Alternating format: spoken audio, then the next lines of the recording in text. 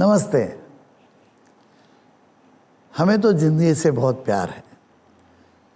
ज़िंदगी से जब प्यार होगा तो ही हम कहेंगे कि डियर ज़िंदगी, मुझे जीने दो, मज़ा करने दो, आनंद है और जो कुछ आया है उसमें मैं आनंद ले लेता हूँ। एक बच्चा जो है वो जब माँ के पेट में है तो उसको कुछ पता नहीं चलता, बाहर ऐसी द्वैत ही उसको मालूम नहीं है। उसके लिए एक ही दुनिया है, वो है गर्भ, अंदर माँ के गर्भ में है।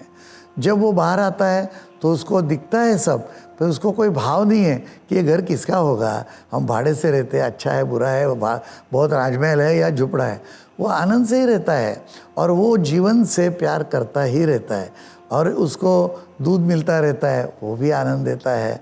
उसकी जैसे जैसे शक्ति बढ़ेगी वैसे उसके प्रयत्न चालू हो जाते हैं और ये जो प्रयत्न है उसको टर्न करना है। तो जब वो अपने टर्न करेगा शरीर को तो उसको एक आनंद होता है। इसको ये दिखाना नहीं है किसी को कि ये मैं ऐसे करूँगा तो मुझे कोई बख्शिश देने वाला है।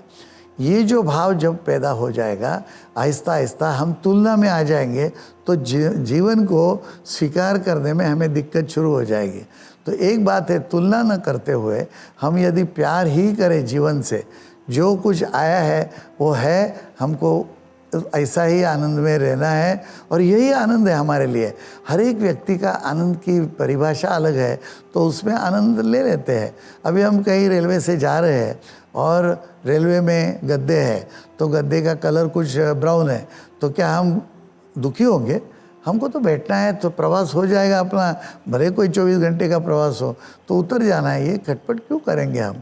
तो ये इसी तरह ये जीवन एक हमारा बहुत बड़ा प्रवास है, परमात्मा की तरफ हम जा रहे हैं और इसमें ये सब चीज़ें घटती रहती है और उसका आनंद लेना जब हम सीखेंगे तो प्यार आ जाएगा।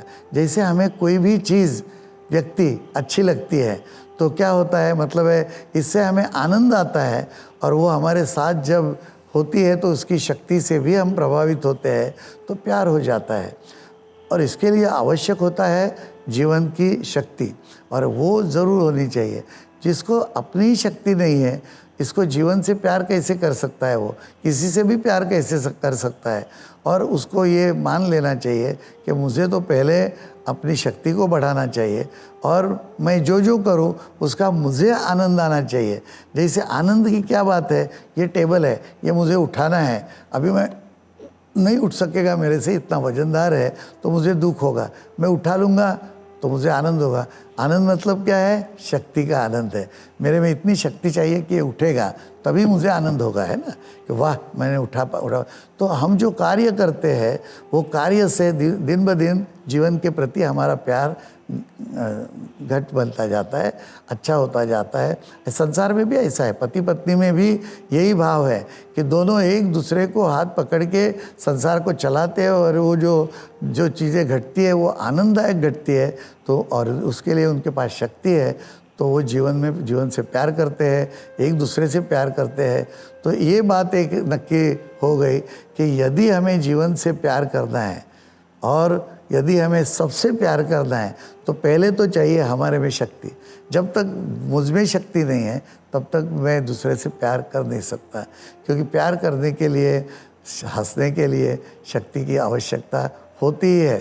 तो हम ऐसा कहेंगे कि डियर ज़िंदगी, मुझे शक्ति दो और प्रेम से सबके साथ रहने का मुझे मौका दो और ये जीवन जो है उसका आनंद उठाने दो, तो किसी तरह का दुख ही होगा नहीं और तुलना किसी से करने का सवाल ही आएगा नहीं। क्योंकि एक बात ध्यान में आ गई कि मेरी जितनी शक्ति है वही मैं कर सकता हूँ, उसकी जितनी शक्ति है वो ये कर सकता है।